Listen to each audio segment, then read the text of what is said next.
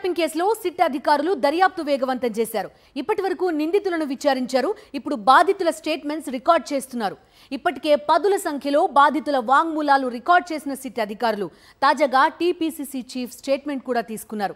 ఇంతకీ PCC chief స్టేట్మెంట్లో ఏముంది?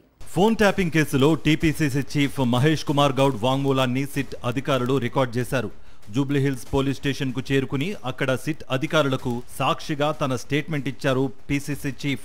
తమ నేత రాక సందర్భంగా కాంగ్రెస్ కార్యకర్తలు జూబ్లీహిల్స్ పోలీస్ స్టేషన్ దగ్గర హడావిడి చేశారు. పోలీస్ స్టేషన్లోకి వెళ్లేందుకు కాంగ్రెస్ కార్యకర్తలు ప్రయత్నించడంతో పోలీసులు అడ్డుకున్నారు.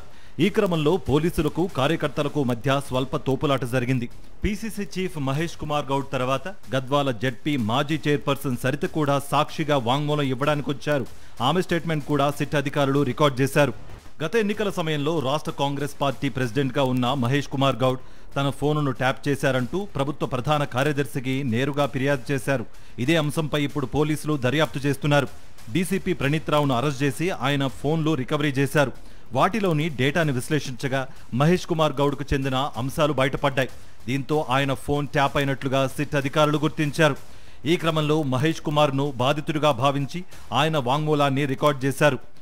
2021లో రేవంత్ రెడ్డి గారు పీసీ అధ్యక్షుడిగా నేను వర్కింగ్ ప్రెసిడెంట్ అయిన తర్వాత చాలా సందర్భాల్లో మా మూమెంట్ని వారు క్రాక్ చేయడం, మా మూమెంట్ అంతగా వారికి తెలుస్తుందంటే మా ఫోన్లు ట్యాపింగ్లో ఉన్నాయని అనుమానం వచ్చి ఆనాడు చీఫ్ సెక్రటరీకి కంప్లైంట్ చేయడం కూడా జరిగింది.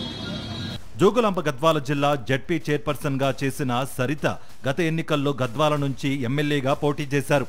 ఆ సమయంలో సరిత ఫోన్ కూడా ట్యాపింగ్ లిస్ట్ లో ఉండడంతో సిట్ అధికారులు ఆమెను కూడా బాధితురాలుగా భావించి స్టేట్మెంట్ రికార్డ్ చేశారు. మహేష్ కుమార్ ఫోన్ను 15 రోజులకు పైగా ప్రణీత్ రావు టీం ట్యాప్ చేసినట్లుగా సిట్ గుర్తించింది.